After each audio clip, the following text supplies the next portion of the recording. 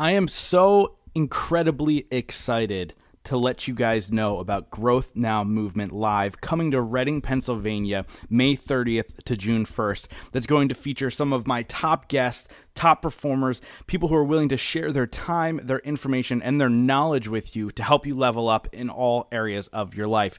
Go over to gnmlive.com and get your tickets today because it will sell out, guys. It is going to be an epic day of growing together and really helping each other reach our goals. I cannot wait to see you there. gnmlive.com to grab your tickets today.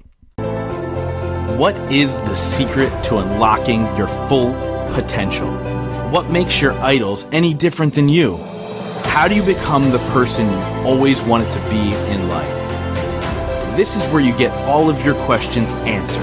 My name is Justin Shank, and I sit down with some of the most epic individuals who are changing the world with their actions in business and in life. We discuss how they did it, why they pushed themselves, and more importantly, how they were able to focus on continuous growth to achieve their dreams. Welcome to the Growth Now Movement. This week, I sit down with Nathan Hirsch. The best way to avoid turnover, which is the most expensive part of any business, is by just treating people well and creating an environment where people want to be there and where they feel like the work they're doing actually contributes. Nathan is the founder and CEO of FreeUp, a marketplace connecting business owners with the top 1% of freelancers in e-commerce, digital marketing, web development, and much more. The cool part about Nathan is he's clearly been bit by the entrepreneurial bug, never actually having a real job, but learning on the go, starting an Amazon business out of his college dorm room, which grew out of his college dorm room, which he then sold, and then started FreeUp, which is now a very, very successful company. And just to throw in my 2 cents, since interviewing Nathan, I've used FreeUp for a number of jobs, and they do an absolutely incredible job matching you up with the right person who gets the job done quickly and efficiently. So there's my shout out to Nathan and his company FreeUp. I absolutely recommend going to freeup.com. Now, before this episode goes any further, I just ask you guys to click that subscribe button. If you have time, go ahead and give us a rating on iTunes. Every little bit helps. I appreciate you guys so much. Now, without further ado, I give to you Nathan Hirsch. Nathan, welcome to the Growth Now Movement, man. Justin, thanks for having me. Excited to be here. Yeah, for sure. You know, it's funny when I did some research on you to find out, like, who is this guy? Entrepreneur through and through, like the true entrepreneurial story, everything that you really did, like started in a dorm room in college, Mark Zuckerberg style, and really kind of took it from there. And that intrigues me because I think there's certain people in the world that are destined to be entrepreneurs, and then there's certain people who try and fail. Right? So let's start there, right? So first, I want you to say what you feel is the difference between you and somebody who tries and doesn't, and then we'll get into your story. The difference between me and someone who tries and doesn't is I do very little planning. I'm about getting whatever I'm going to offer to market as fast as possible and getting as much feedback as possible. I mean, with the Amazon business, I kind of dove right into it and just tried everything. I didn't spend months creating a plan. And even with FreeUp, when I just had the basic concept, I was just talking to people. I said, hey, do you have these same problems? Does this sound like a good solution? Do you want to try these freelancers that I have? And I just went right to it, went right into it, and adjusted and learned from things that didn't work, and we're constantly making adjustments along the way. Yeah, that's awesome. And so you talked about, let's talk about that for a second. I think that's super key, right? So like you talk about making adjustments. Like that's kind of how my business was built, because I was like, let me try this. I have no idea what I'm doing. Let me give this a whirl, see if I can do it. Then I found my pricing was too high. Then I adjusted it. Then I moved stuff around. How am I going to work this? How am I going to handle the workload? I think those small micro adjustments as you go, instead of staying so strict to what you thought was the good idea, is super key. Anyway, now you're in college, right? So not now, but you were in college, and you decided to kind of go down this entrepreneurial path. What was the reason you even started that? So my parents were both teachers, and I always had the mentality that I'd go to school, get good grades, get a job, work for 40 years, and retire. And at a young age, my parents made me do these 40-hour-a-week, 50-hour-a-week summer internships, summer jobs, and I learned a ton about sales, about customer service, but I hated every second of it. I was watching the clock. I hated having to report to a boss. I mean, I just knew that if this was going to be my life, I was going to hate it. So when I got to college, I kind of looked at it as a ticking clock. If I didn't create a business by the time I graduated, I was going to get sucked into the corporate world and never get out. Yeah, that's really interesting. Like, and I'm yeah, dude, like that's so spot on. And I think self-awareness is super key there. Like, you knew, like, this isn't for me. Whereas there's a lot of people who they go through it and all of a sudden 20 years into their career, they're like, what the hell have I been doing with myself? That self-awareness in the beginning is super important. So let's talk about what you started in college, right? And how that became a booming multi-million-dollar business, which is fucking mind-blowing. So let's talk about that a little bit. So tell me the story of how you launched this business and how it grew. Yeah, so when I got to college, I started hustling and trying to find every different way to make money. And one thing that I noticed was the school bookstore was ripping people off. You would buy books for hundreds of dollars, sell them back for pennies on the dollar. And I thought I could do it differently. I could give people a higher margin. There was enough margin for me, and everyone wins. So I took that money that I made from the summer jobs, that few $1,000s, and I started buying people's textbooks. And I created a little referral program so people were talking about me. And before I knew it, I had lines out the door of people trying to sell me their books. My entire dorm room was just covered in books to the point where I actually got a cease and desist letter from my college because I was taking up so much of their business from the bookstore. That's crazy. So that was my first glimpse into being an entrepreneur. And this was 2008, 2009. So Amazon was mostly a bookstore. No one really knew what they were. There were no gurus. There were no courses. And I created my first Amazon store to sell these books. And I thought it was so cool. I had this 24/7 store that was always operating. I could post products, remove products, have customer service emails. It was kind of taking some of the stuff I had learned from the internships and applying it in real time. But I just had to find what to sell because I knew I couldn't sell books forever. I was going to graduate at some point. And even so, I thought we'd all be on tablets by now anyway. I thought books were on the way out. Yeah. So I started just experimenting with DVDs and computer games and outdoor products and stuff I was familiar with. And I just failed over and over and over again. For 6+ months, I couldn't get anything to sell besides these books. And it wasn't until I branched out of my comfort zone and I found a deal on this baby product that I found an industry that actually worked on Amazon. And if you can imagine me as a 20-year-old single college guy selling baby products out of my college dorm. The master of the product. Exactly. That was me. And people thought I was crazy. If you looked at my computer and I would sit in the back of class just listing products, baby products on Amazon, I just had tabs open of different baby products from different manufacturers. But this business grew. It was a great industry, and we were scaling fast. And as we were scaling, I remember meeting with my accountant because I had to start paying taxes. And he said, when are you going to hire your first person? And I kind of shrugged him off. Like, why would I do that? The money's going to my pocket. No one can do it as much as me. I love doing this. I can do it 7 days a week, blah, blah, blah.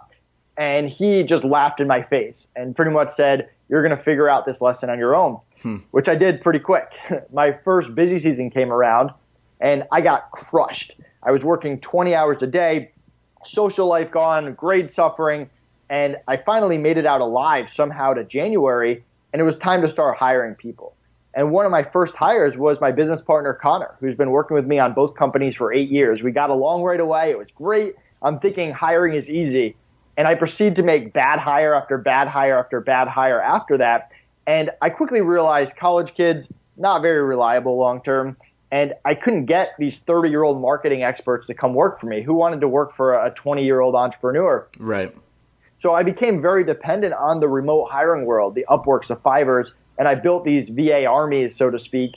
But one thing I noticed was as I built these armies from these platforms, all my time went from growing this business, just interview. And I remember after 8 straight hours of doing interviews and not finding one person that I liked, I thought there just had to be a better way. And when I couldn't find it, I built it myself. And that's really when I had the idea for FreeUp. Yeah, that's awesome. And so let's backtrack a little bit. So you were talking about interviewing these people and like, this sucks. And then finally you decide on somebody that didn't work out. Like, part of my past life is I actually was in staffing for a number of years. And it's a racket, man. Like, to be able to find the right people, to be in the right space, for them to deliver. And then when you're working remotely, there's nobody there 24/7 holding them accountable to get the work done. So what were you doing before you thought of FreeUp? What were you doing to hold your staff accountable? Because you were still growing the business. Clearly, you had hired people in the right manner. What were you doing to hold those remote individuals accountable? Yeah, well, keep in mind, they didn't teach me hiring in school. Right. I mean, a lot of this you figure out as you go. And my manager back in the day at Firestone, which is a great company, he was very over the top. People didn't like working for him. He got the job done. He made money at the end of the day. But I wouldn't say managing people he did at a high level. Right. But that was the only type of managing style I knew. I was basing my entire experience on that. So when I built the team, that's what it was like. I was micromanaging. I was talking down to people. I was barking orders. And I quickly realized that was not good for retention and not good for actually getting what I wanted at the end of the day. Yeah, so I would have quit day one. Just exactly. People didn't want to work for me. And it kind of went from, hey, here's this cool guy who's starting a business to, hey, here's this a-hole who no one wants to work for. So, I mean, it took a lot of adjusting, and it took a lot of personal reflection, and it took a lot of feedback. And I remember one time I had the same position, third consecutive person quit on me.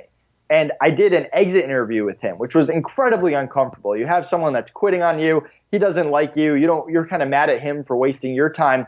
But the feedback I got was incredibly valuable. I mean, he hit me to the core, what I was like as a person, as a business owner, as a leader, what my hiring process was like, the culture I was creating. And I should have written that guy a check right there, because that saved me hundreds of thousands of dollars down the line. And I really went back to the drawing board and changed my entire approach. Yeah, so whoever that guy is, if he's listening right now, make sure you hit him up and get that check. No, but I think that's important. And then as you go forward, a lot of times, when we're first making mistakes, it needs to be somebody else to let us know we're making the mistakes, because we're not self-aware. But as you're growing, and now you have FreeUp, and I want to get into that, but as you're doing these things, now you have to self-reflect, and you'd kind of briefly scanned over that. So what do you do now to keep yourself in check, to not fall back into that mode as things get stressful, to make, hold yourself accountable, to make sure that you're doing the things the right way and the healthy way? Yeah, and part of it is just my business partner, Connor. We have the same values, we have the same beliefs, but we're totally different people. I would say that he, from the beginning, was much more that personal, approachable type leader, where I was much more of that manager that I was talking to before. He's much more of a long-term thinker. I'm much more of a short-term thinker. This is what we need to do today. So we complement each other very well, and I really feed off him to get feedback. If I run a meeting and he doesn't think that it went as well as it could, he's the first person to let me know and kind of put me in check and send me those reminders. But I've also built relationships with people over time, and I've realized that the best way to avoid turnover, which is the most expensive part of any business, is by just treating people well and creating an environment where people want to be there and where they feel like the work they're doing actually contributes to the end result, and they're aware of the goals, and you make it fun. You make it a game. I mean, our turnover ratio is at an all-time low now over the past 5 years just by changing those small bits. Yeah, that's cool. That's really, really cool. So now let's get into FreeUp, which I think is a great concept, right? But I'm gonna start with something that it might be an interesting question that you might not get on a ton of podcasts. Is like, I know a ton of friends that are graphic designers. I used to date a girl who was a graphic designer, and so all I would hear is Fiverr's bullshit. All these places are crap. They're undercutting everything. Like, I'm worth so much more than this, and now I have to lower my costs.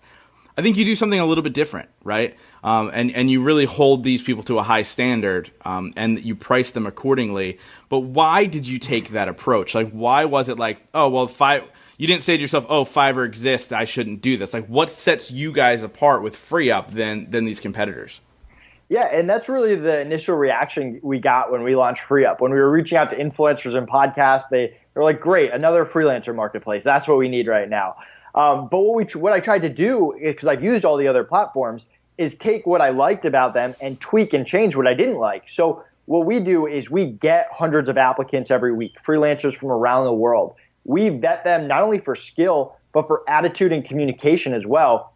We take the top 1%, we let them in, and then we make them available to our clients rapid fire whenever they need them. They put in a request, we fill it within a business day, usually much faster. On the back end, I mean, my calendar, my phone number is right on the website, and we have 24/7 support, people that cover my Skypes and emails when I'm on a podcast or I'm sleeping, so people get those fast responses. And then we also added a no turnover guarantee because that's everyone's biggest issue with freelancers, right? They disappear. If a freelancer quits for any reason, we cover replacement costs and get them a new person right away. So we started with that initial concept, and we went to people and said, hey, are you having the same hiring issues we have? What do you think of this solution? And we convinced a few people to give us a shot, and from there, we really grew our audience. Yeah, that's awesome. And I think it's a great concept too. You're almost, and I don't know if you know this because I don't know if you've ever been in the staffing space, but like you're literally smacking freelancing and staffing together. And that's what I found really intriguing with what you're doing. There's a vetting process, making sure people are getting the right individuals. You're replacing last minute if you need to, stuff like that. Like that's actually a staffing concept that you've brought into the freelancer space, which that whole thing, did you realize you were doing that or did you not even know about the staffing space? I've never been in the staffing space. I mean, I'm somewhat familiar with it. I probably talked to a bunch of people in the staffing space with my Amazon business, but never pulled the trigger. But yeah, I mean, I was just trying to take things that I like and tweak things that I didn't like. Yeah, for sure. Now you talk about taking the 1% and then obviously giving them out to people that you're working with. What's been the hardest part about building this? Was it getting the good freelancers or was it getting the clients? So it's kind of a triangle of all three things. So you've got getting the clients, you've got getting the freelancers, and then you've got the software that holds it all together. And I think at first we didn't really look at ourselves as a software company, which held us back a little bit. And now it's a constant balancing act. You always want to have a little bit more supply than demand for obvious reasons, but you never want to get too focused on any side. And you don't want the software to lag behind too, because if we start getting top-notch freelancers and top-notch clients and our software sucks, that doesn't have a good long-lasting impression on people. So I think at the beginning, we definitely had a Rolodex of freelancers from our Amazon business, so we were okay. But then it just became a balancing act of, hey, every week we meet with the team. Where do we have to focus our resources now to get everything back where it should be? For sure. So how do you keep, I mean, now you have how many freelancers working for you? Over 1,200 on the platform. Holy crap. So how do you keep them all happy? Like, is there enough business for all of them? Because I imagine they're coming at you like, hey, man, I need more work. Like, how are you balancing that? Like, that's a great management question, actually. Yeah, so, I mean, keep in mind we're a marketplace. We're not directly managing these people. We're creating a platform that they can get clients. And these are freelancers that are not exclusive to us. I mean, we look for people that are experienced freelancers, and experienced freelancers have their own client base. They might have an Upwork account. They're getting clients in different ways, and we're one source of revenue. And we've got plenty of freelancers that get the majority of all their clients from FreeUp, but you don't have to only get your clients from us.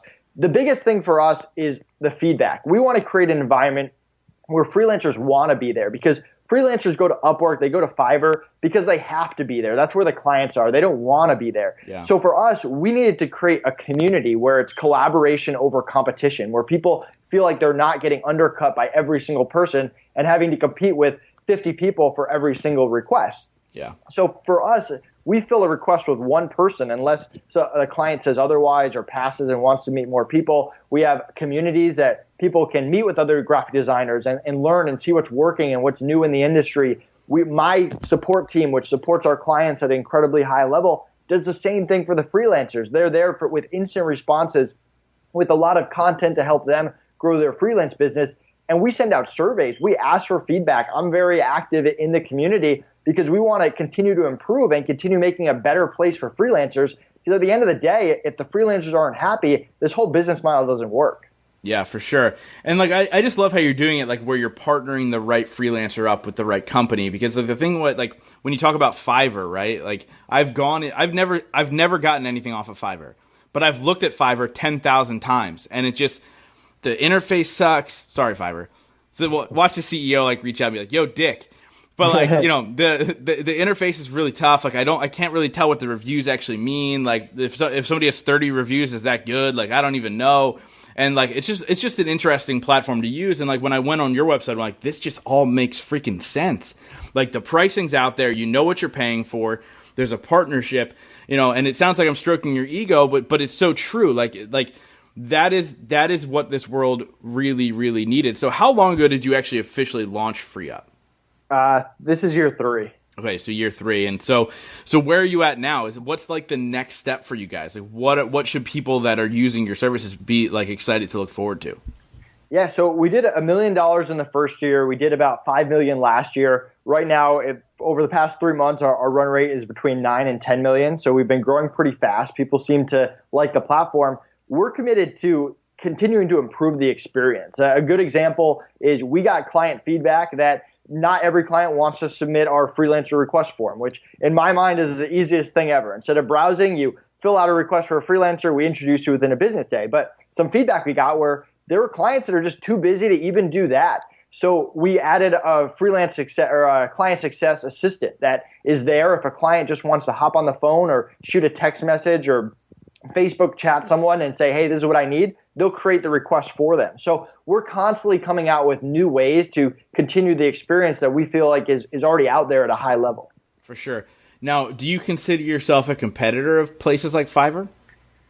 Yeah, I mean, when you're in the freelancing business, you're a competitor to everyone, every VA agency, every marketplace, every staffing company. I mean, we're all competing in the same space, but the thing is, it's an $800 billion industry. There's plenty of room for everyone. I don't think that we're shutting down Upwork anytime soon. I mean, they're gigantic. And there are people that like that model where they want to be able to browse 100 different people and figure out who they choose. And there are people that hate that model and they just want to put in a request and get access to someone quickly. So a lot of it depends on how someone wants to go about the hiring process.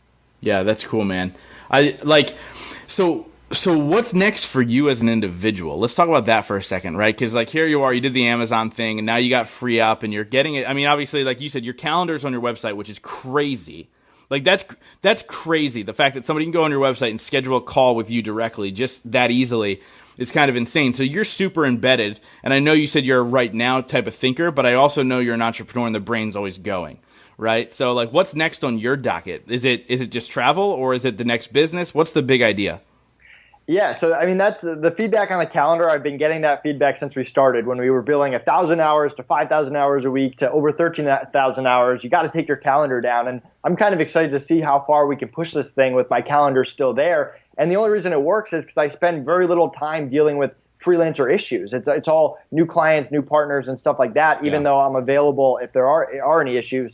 The long-term questions I always struggle with. I'm a very short-term thinker. It's probably a weakness, but I mean, if you had asked me when I started the Amazon business if I'd be selling baby products, I wouldn't have believed you. If you had asked me halfway into the Amazon business when I was crushing Amazon whether I'd be in the freelance business, I wouldn't have believed you. So right now, my focus is 100% on FreeUp. Yes, I have a lot of travel and conferences, and one thing I'm trying to push right now is my speaking career and getting into more places that I can speak at conferences and share tips about hiring and mistakes to avoid. But I don't have any second business I'm working on or next business idea. But who knows? In 10 years, I could be in a totally different position. Yeah, for sure. And we talked a little bit before we hopped on the call, and you were talking about how now you're really kind of shifting focus and getting into the speaking world. And I think that's a phenomenal platform. It's something that I do that's really grown my business, and that obviously is a huge thing. So what type of speaking engagements are you looking for? Like, what's your ideal, like, perfect platform? Yeah, so two areas that we target pretty heavily are e-commerce businesses, because I spent years in the e-commerce industry, and agencies, because when you get into agencies, whether they're web development, marketing agencies, it kind of filters into everything else, whether it's real estate or software companies. So right now we're focused on e-commerce conferences and marketing conferences. I'm speaking at ASD this weekend, which is an Amazon conference. I speak at CEO Space once a year, which is kind of a conglomerate of different business owners, but it's basically about getting in with different business communities. I love the startup mentality. I love the people who are hustling, trying to get on top. And there's no better way to grow your business than hiring. And like I said before, they don't teach you that stuff in school. And there are a lot of mistakes that I wish I had known about before I wasted my own time and my own money. So I feel like that's a great way to give back. Yeah, it's funny. One trend, and I love talking to people and like catching trends, but they might not really realize about themselves. Like, you're constantly one step ahead of the next trend. Like, you were doing dropshipping before you even knew what dropshipping was. Now you're in the freelancer space where you're doing it on a quality level before Fiverr and these other companies need to step up their quality level, right? Now you've already done 100 plus podcasts. Like, it's not special that you're on my show, right? So like you got that space, and now you're like, okay, now I know that speaking is the next thing. And I think that like that's super freaking smart. And for somebody who says they're not a forward thinker, I'm gonna have to say you are. You just might not realize it. Like, I'm not big, and it's funny because you and I kind of can relate from that standpoint. Like, when people ask me like, where are you gonna be in 5 years? I'll be like, dude, I'm just worried about right now. Yeah. Like, I'm just working on what I'm working on right now, but you're also still very much aware of what's happening around you. So somebody whose calendar is on their website, servicing thousands of people, like what time do you have to even be aware of what's going on? Like, where does that fall into place? Because I think as an entrepreneur, we struggle sometimes with our calendar. Yeah, and first of all, it's very special that I'm on your podcast. Oh, thank you. Yeah, I mean, the calendar thing, I can adjust it too. So it's not like I'm working 9 to 9 every day. There's certain days that are blocked off for different things. I mean, it's all about time management. You set up times not only for new clients, but also for meetings, for meeting with Connor and meeting with my accounting team and with my assistants and for planning. And just by talking to different people, just by talking to you before this, I was getting different ideas and I kind of write it down. One thing that's been effective for me, and I use Trello, but it doesn't really matter what software you use, is I have short term, which is stuff that I want to get done this week. I have long term, which is stuff over the next few months. And then I have ideas. And that's just stuff that I hear about that I'll write down. And sometimes when maybe you have a slow week, maybe you're in the middle of a summer and it's a Friday and no one's hiring people and you kind of have that day to just relax, let's go through some ideas. Let's think this out. I'm going to Colorado next week to visit Connor. That's where he lives now. And on Friday, we just blocked off the entire day. We're going to hike a mountain and we're just going to talk business for 8 hours. And I love that. I'm so excited for it. I'm sure we're going to get a lot of great ideas. And then we can come back and you kind of prioritize it. You can't implement everything at once. You say, hey, over the next few months, let's do this. Hey, this is something we can do this week. Hey, let's talk about this again next year. And that's really how we go about it. That's awesome. So the neat part about this podcasting space is that I get to interview a ton of successful people, like yourself. The thing is, everybody defines success differently. So my question for you is, what's your definition of success? And what are 3 things you do every single day to ensure that success in your life? Yeah, so my definition of success has definitely changed. When I started, and I mentioned my parents were both teachers, what I left out was my dad taught at the town next to me, which was a very rich town. Everyone's parents were doctors, lawyers, dentists, business owners. My town, I wasn't poor, I wasn't homeless, but my parents were both teachers. It was a very average lifestyle. And as a kid growing up when all your friends have very rich parents, money becomes something that you want to have. So when I started being an entrepreneur, money was the focus. How much money can I make? That's what defines how successful I can be. And I think through running the Amazon business, and I had a lot of fun, I learned a lot, but I think what I learned is at the end is I wasn't passionate about baby products, so I couldn't see myself doing that for 30 years. And it's no fun getting the top by yourself. I mean, the people that I felt like I let down at the beginning when I wasn't a good manager, that kind of still sticks with me today. So when I'm building FreeUp, I want this culture where when I get to the top, I want everyone to get to the top with me and enjoy the ride and be better for it. So for me, the definition of success is growing something to a very high level, but also growing with the people around you and putting them in position to succeed, whether it's financially, whether it's learning, whether it's just that experience. In terms of 3 things that I do, I like to get away from my business at least once a day. I go to the gym. I work out really hard. It's a great stress reliever for me. For people out there that haven't incorporated that in their daily routine, definitely recommend doing it. 2, I wake up early. I'm up at 6:30 every morning, sometimes earlier depending on the day. And for the first hour or 2 before it gets crazy, before I'm getting phone calls and Skype messages, I'm planning out my day. I'm working on projects. That's my time. And I found that to be incredibly productive. And the third thing, I'm always asking for feedback. When I'm on a podcast, I want to know how it went. What can I do better? When I'm talking to Connor, I want feedback on how the week went. When I'm talking to clients on the phone or freelancers on the platform, I constantly want new information. I want to know what they don't like and what they like. And that doesn't mean I can implement and change everything right away, but I can at least keep everything going in the right positive direction. Yeah, that's awesome, man. I mean, and obviously those are the things that has allowed you to create 2 multi-million-dollar businesses. And I don't know how old you are, but you're young. And 29. 29 years old, 2 multi-million-dollar businesses. Like that's something to not, shrug your shoulders about. Like that's really freaking impressive, man. So I want to congratulate you for that. So my next question for you is, you've built this amazing platform. It's helping entrepreneurs and growing businesses around the world. How do people book it? How do people start using you? Where do they go?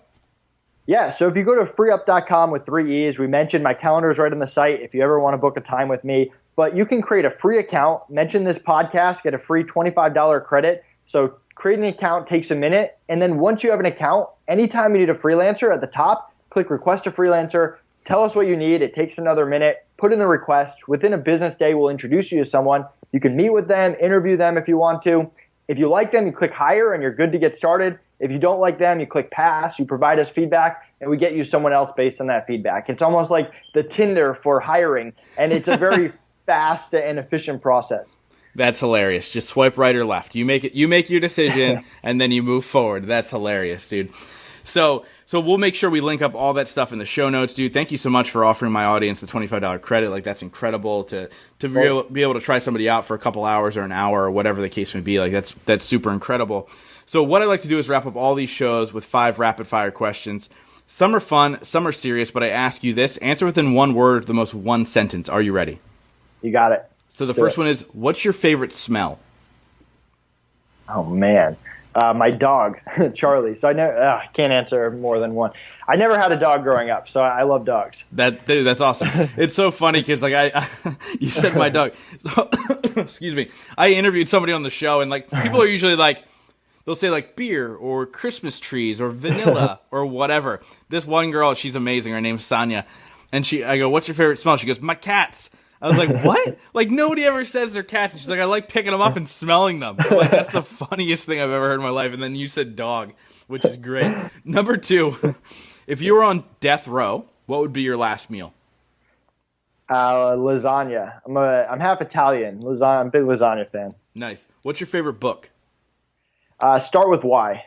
Nice. Yeah, Simon Sinek is a guy. Anytime he comes up in some way, shape, or form on my podcast, I always put it out in the universe.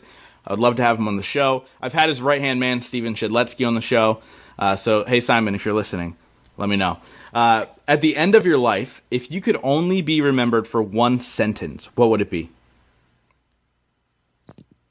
Changing the freelancer industry. Nice. And obviously this podcast is called The Growth Now Movement, so I wrap up every single episode with this one question, and that is, in your life, what has been your biggest moment of growth?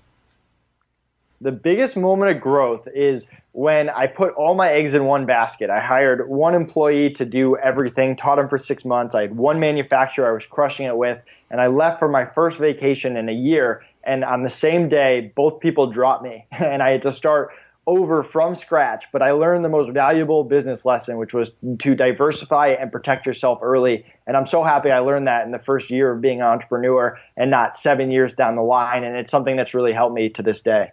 That's awesome. Not only that, like you doing that has given you the idea for what is free up, and I think that's really impressive. Like, you're definitely somebody who notices a hole in the market and fills it, and sometimes it's by your own accord, your own mistakes and so on and so forth, and I applaud you for that, man. I just thank you so much for taking the time out to share your message and your story with my audience. You guys, make sure you go check out Free Up. I guarantee you're going to love what he's built, so go check it out. And Nathan, thank you so much, man. Yeah, thanks for having me. I had a lot of fun.